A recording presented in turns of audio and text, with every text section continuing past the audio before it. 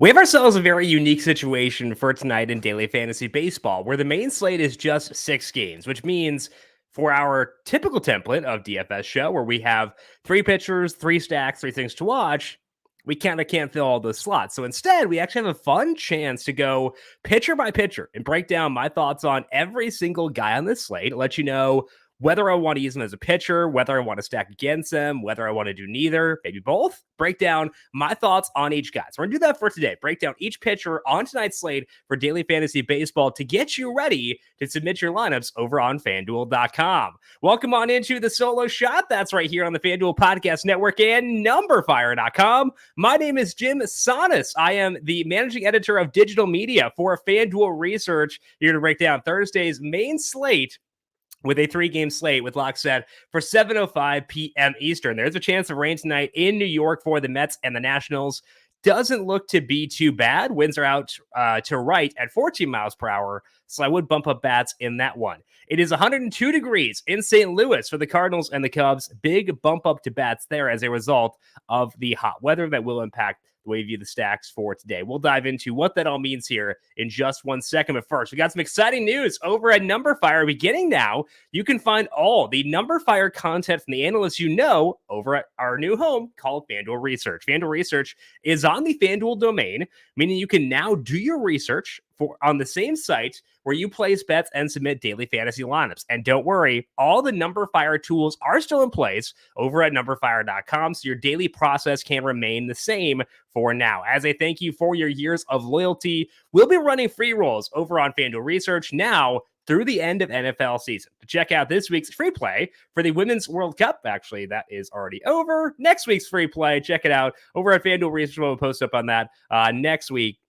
Congrats to all you who were in the free play last night. Hopefully things went well for you in the 1-1 draw for the United States against the Netherlands. Free play again next week. That sounds like maybe some preseason NFL. So check that out over at FanDuel.com/research to get the exclusive link.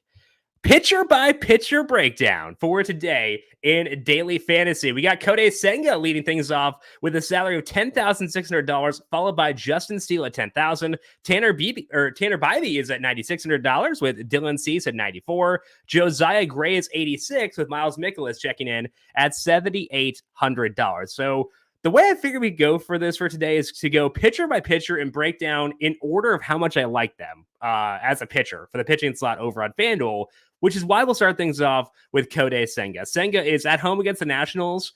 It's a great matchup, even if it's not a high strikeout matchup. The Nationals don't strike out a lot against righties, 19% strikeout right there, but they also don't walk, which means pitch counts against them should be pretty efficient. Senga has already been improving with that. I was talking about him last week with Rob Freeman, Pitching Ninja, on covering the spread. He said that Senga told him that it took a while to get used to the size of the baseball in Major League Baseball. But once he got used to it, he was able to throw his off-speed stuff better, and that's reflected in the data. Across the past 7 starts, Senga has cut back on his four-seam fastball usage. He has a 31% strikeout rate in that time. That is the best number on the slate. Importantly, the walk rate is also down to 8%, and that's been something he's been working on all year. Again, a lot of walks early on, much better recently, and it's led to a 3.42 skill interactive ERA in this time, and the batted ball data has gotten good as well. So even in a low strikeout matchup, I have Senga projected for 7.2 strikeouts. That is the best mark on this slate. So I'll put him first as well. So to me, Kodai Senga number 1 as a top pitching option for tonight. I'm going to put Dylan Cease second. Both he and Justin Steele have tougher matchups, but I like Cease's situation overall more. He is at home against the Guardians. Cooler weather for this game than what Steele is dealing with. That's one thing. As we discussed earlier in the week, the Guardians offense is trending up, and they still never strike out. So we don't really want to use pitchers who are facing them, but Cease is just a better fit for DFS because he gets more strikeouts. He's had an up and down year so far, but it has been much better recently.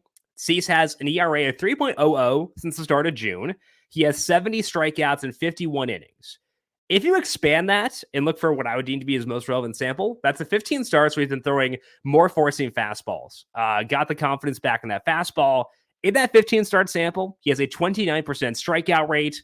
His skill interactive ERA is still kind of high at 3.81, mostly because of walks and fly balls. And that's why I'd rank Senga higher in terms of pitching options for today. But Cease can still get strikeouts even in a tough matchup. I've got him projected for 6.3 strikeouts, which ranks second behind just Senga. And that's good enough for me to put him there as well. I would say that because of Cease's batted ball issues, you could also consider stacking against him. I probably won't get there with Senga just because the opponent's not that great. The batted ball data is pretty good. I think you could consider stacking against Cease. I would not consider stacking against Steele, who's going to be the third ranked pitcher. I'm not sure if I'll get to him a pitcher either, but I also don't want to stack against him. He's facing the Cardinals, who are a good offense against lefties, but Steele has been very good this year. He's letting up just a 33% hard hit rate with a 32% fly ball rate. And as a result, Steele's expected ERA is 3.27. So that kind of kills stacking against him.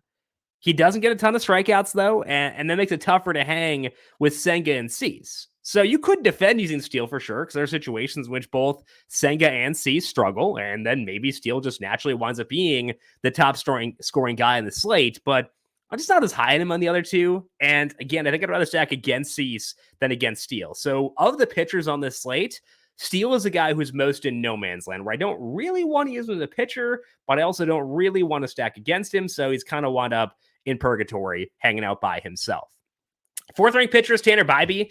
He has at least some appeal as a pitcher. He's facing the White Sox, which does help in that regard, but doesn't get as many strikeouts as Cease or Senga, and his batted ball data is worse than Steele's as well. So I'm more willing to stack against Bybee than use him as a pitcher. We have a 12-start sample on Bybee since he started using his changeup more often. He has a 38% hard hit rate allowed with a 42% fly ball rate. On a lot of slates, that's not going to move the needle at all, but on this slate, there are a lot of guys who do suppress hard contact, and as a result, relative to this slate, Bybee does let up a decent amount of impactful contact. The White Sox are not a good offense. It's also cooler here than it is in other games in the slate, and that's why Bybee's in the middle, but I'm more likely to use White Sox against him than use Bybee himself. The last two guys are the guys I am most looking to stack against, but I'm more willing to stack against Miles Mikolas than Josiah Gray, and I think that might be a bit different than a lot of people for tonight. I will have to go against both, but I think the Cubs are the bigger priority for stacking. So let's talk about why and dig into Gray here. Gray is a tinkerer facing the Mets tonight, and he's always trying to find the right pitch mix. And that also means changing the way he throws pitches. And it seems like he did do that with his slider 9 starts ago. The velocity and the movement on that slider are both very different now than what they were earlier in the year. If you look at that 9-start sample, Gray has allowed just a 32% hard hit rate. That is the best mark on the slate. He has let up a 38% fly ball rate as well. So a big, big improvement from what he did last year and earlier on this year. That's why the Mets, to me, are not the top stack on the slate, even though I think they will be there for most people. They are still right up there, though. Gray is still not getting a ton of strikeouts. So let's pull out a balls in play. And the Mets are a powerful offense. They have a 113 WRC plus against righties with a 188 ISO and a 39% fly ball rate.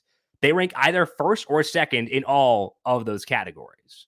So that's why they're stackable. Gray being good prevents them from ranking first in terms of stacks for tonight. Against Gray, we do want to prefer lefties. He lets up way more fly balls and hard contact to them than to righties. So it's not going to hurt Pete Alonso, but definitely does boost up guys like Brandon Nimmo, Francisco Lindor, Dan Vogelbach, makes them more interesting. So get Alonso in there, but then bump up the lefties due to the matchup with Gray. To me, the top honor here belongs to the Cubs in terms of stacking. Again, facing Miles Mikolas. Mikolas traditionally has done what Gray is doing, where he's limiting hard contact. But that has not been the case recently. Mikolas has been using his changeup more often recently. His strikeout rate is low in that sample at 13% with a 4% walk rate, which means he's letting up a ton of balls in play. And earlier on, that wouldn't have been a problem for Mikolas because he did such a good job at suppressing hard contact. That's not happening right now, though, because he's letting up a 38% hard hit rate with a 39% fly ball rate in this time. For this slate especially, those are below average numbers. The Cubs have a 104 WRC plus against righties, went off again last night, in part due to the White Sox kind of being weird for a couple innings, but it's 107 degrees in St. Louis, 102 degrees in St. Louis, so very, very warm. That's awesome for offense, and they did just see him over this weekend, so they're familiar with what he's throwing right now, and they hit him well there. So I'm going to go with the Cubs, number 1. I'm going to go with the Mets, number 2, White Sox, 3 for stacking, and then you'd get to like stacking against Cease after that. So primarily those 3, but then Senga top pitcher, Cease number 2, Steele 3, Bybee number 4. Dinger calls, because we do still have dinger calls for today, despite the abbreviated slate, because why not? For the boring one, it's not boring because of the match. I think the matchup is actually kind of fun. But the boring is because it's a boring player who's very, very good. That's Jose Ramirez. He's facing off with Dylan Cease. And again, Cease is letting up a lot of fly balls and a lot of hard contact, more than any other pitcher on this slate. So if we're hunting for just dingers, I think we can go against him. So Jose Ramirez is going to be the boring home run call for today. The fun one is a guy we discussed a while ago, pre-All-Star break, and we were talking about how he was improving his launch angle, getting more fly balls and leading to more home runs. That's Brandon Nimmo. He's kept that up. Nimmo, now up to 15 home runs. I believe his career high is 16, and he has 7 home runs in the past month. So Brandon Nimmo figured something out and is gunning for power, and you gotta love to see it. So Nimmo will be the fun home run call for today. Boring one, Jose Ramirez. Fun one, Brandon Nimmo. That is all that we have here for today on the Solo Shot. As always, please make sure you are subscribed to the Number Fire Daily Fantasy Podcast feed wherever you get your podcasts. If you like what you hear, leave us a 5-star rating on Apple Podcasts or over on Spotify. And again, the Solo Shot does go up every weekday on the FanDuel YouTube page and over on FanDuel TV Plus for Amazon Fire, Apple TV, and Roku devices. If you've got any questions for me, I am on Twitter at Jim Sannes, JimSannes. You can also follow the FanDuel Podcast Network at FanDuel Podcast, and don't forget to follow FanDuel Research at FanDuel Research. We'll talk to you all once again tomorrow for a robust Friday slate. Good luck tonight. This has been the Solo Shot right here on the FanDuel Podcast Network.